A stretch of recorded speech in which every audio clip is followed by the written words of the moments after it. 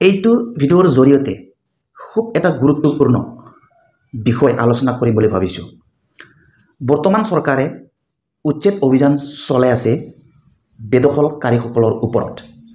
তো সেই এটা বলিষ্ঠ পদক্ষেপৰ কাৰণে মই বৰ্তমান চৰকাৰক অভিনন্দন জ্ঞাপন কৰিছোঁ। লগতে এই ভিডিঅ'ৰ জৰিয়তে মই বৰ্তমানৰ আমাৰ ৰাজ্যৰ মুখ্যমন্ত্ৰী মাননীয় হিমন্ত বিশ্ব শৰ্মা দেৱলৈ কিছু পোনপটীয়া প্ৰশ্ন আনিছোঁ। তো যিসকলে মোৰ এই ভিডিঅ'টো চাই আছে যাতে সকলোৱে ধুমুহাৰ দৰে শ্বেয়াৰ কৰি দিয়ে যেন এইটো ভিডিঅ', যাতে এইটো ভিডিঅ' আমাৰ মাননীয় মুখ্যমন্ত্ৰী হিমন্ত বিশ্ব শৰ্মাই দেখা পায়। এতিয়া চাওক, বেদখলকাৰীসকলক উচ্ছেদ কৰাটো উচিত বুলি মই ভাবোঁ আৰু চৰকাৰে সেই উচিত কামটোকে কৰি আছে। তো ইয়াৰ কাৰণে প্ৰথমতে বৰ্তমানৰ চৰকাৰক মই অভিনন্দন জ্ঞাপন কৰিছোঁ। কিন্তু কিছুমান কথা লৈ পেলাই মোৰ হিলিমিলি হৈ আছে, যাতে এই হিলিমিলিবিলাক আমাৰ মাননীয় মুখ্যমন্ত্ৰী বা চৰকাৰৰ কৰ্তৃপক্ষই এই হিলিমিলিবোৰক যাতে স্পষ্ট কৰি দিয়ে যেন। এতিয়া চাওক, গুৱাহাটীত বৰবৰী বুলি শুনি আছোঁ, সেইখন ঠাইত উচ্ছেদ অভিযান চলাই আছে। কিন্তু ইয়াতে মেক্সিমাম মানুহ ট্ৰাইবেলসকলে বসবাস কৰি আছিলে, লগতে কিছু অইন জনজাতিবিলাকৰো মানুহ সেই ঠাইখনত বসবাস কৰি আছিলে। সকলোকে উচ্ছেদ কৰিছে, কিন্তু মেক্সিমাম ট্ৰাইবেলসকলক উচ্ছেদ কৰা হৈছে। কিন্তু খুব এটা আশ্চৰ্যপূৰ্ণ কথাটো হৈছে,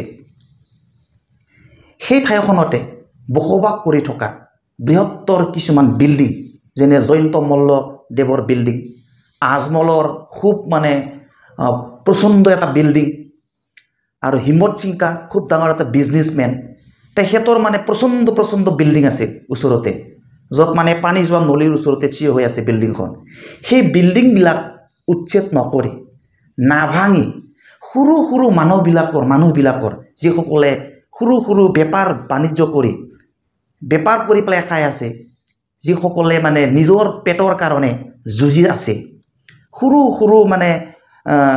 ফুটপাথত বেপাৰ কৰি খাই আছে, এটা সামান্য বৰষুণৰ পৰা নিজক বাচাই ৰখাৰ কাৰণে সৰু ঘৰ বনাই লৈছে, সেই মানুহসকলৰ ঘৰবিলাক উচ্ছেদ কৰিছে, ভাঙি পেলাইছে।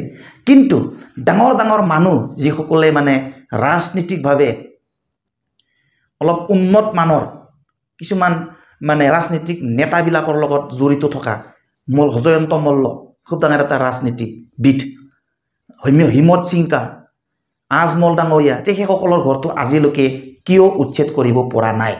কিয় তেখেতসকলৰ ঘৰ ভাঙিব পৰা নাই? আৰু যদি ভাঙিব, যদি টাৰ্গেট আছে উচ্ছেদ কৰাৰ কাৰণে, তেখেতসকলৰ ঘৰবিলাক কেতিয়া ভাঙা হ'ব? তেখেতসকলৰ ঘৰ কেতিয়া উচ্ছেদ কৰা হ'ব? উচ্ছেদ কৰা কামটো আমি অমান্য কৰা নাই, আমি অভিনন্দন জ্ঞাপন কৰিছোঁ। কিন্তু সেই উচ্ছেদ অভিযান সকলোৰে কাৰণে সমান হ'ব লাগিব, যাতে পাৰ্চিয়েলিটি তাতে থাকিব নালাগে। আজিলৈকে ডিছক্ৰিমিনেশ্যন আৰু পাৰ্চিয়েলিটি বোলা শব্দটো বড়োসকলৰ পৰা আঁতৰাই নিদিলে অসম চৰকাৰে, যাৰ কাৰণে বছৰ ধৰি আন্দোলন কৰিব লগা হয়। আৰু এতিয়াও যাৰ কাৰণে ছেপাৰেট ষ্টেট বদলৰ কাৰণে আন্দোলন কৰি থাকিব লগা হৈছে। আজিলৈকে ডিছক্ৰিমিনেশ্যন হৈ আছে, সৰু কিছুমান একৰ্ড কৰিছে, কিন্তু সেই একৰ্ডৰ জৰিয়তে আজিলৈকে ডিছক্ৰিমিনেশ্যন পাৰ্চিয়েলিটি বোলা বস্তুটো নিজৰ চেণ্টিমেণ্টৰ পৰা, মনোভাৱৰ পৰা আঁতৰাই দিব নোৱাৰিলে অসম চৰকাৰে। আজি উচ্ছেদ কৰিছে, কৰক, ক'ব লগা নাই। তেখেতসকলে বেদখল কৰি আছে, তেখেতসকলে বেদখলকাৰী, কিন্তু তেখেতসকলৰ লগতে থকা, একেলগে একেখন ঠাইতে থকা ডাঙৰ মানুহৰ ঘৰ আজি কিয় ভাঙিব নোৱাৰিলে?